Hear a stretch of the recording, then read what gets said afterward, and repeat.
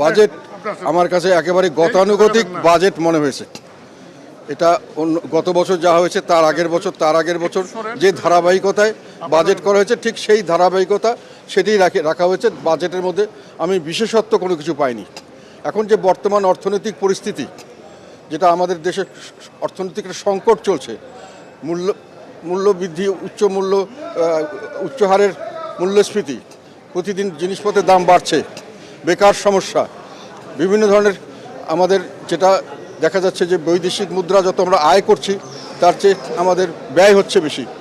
Financial accounting আমাদের negative হয়ে গেছে, রিজার্ভ প্রতিদিন কমছে এবং এইসবের ফলশ্রুতিতে আলটিমেটলি গিয়ে আমাদের টাকার অবমূল্যায়ন হচ্ছে ডলারের বিপক্ষে এবং ডলার আমরা সাফিসিয়েন্ট নিতেও পারছি না। তো এই যে একটা ক্রাইসিস চলছে দেশে, এগুলোকে উত্তরণের জন্য কোনো পদক্ষেপ বা কোনো উদ্যোগ আমরা এই বাজেটে লক্ষ্য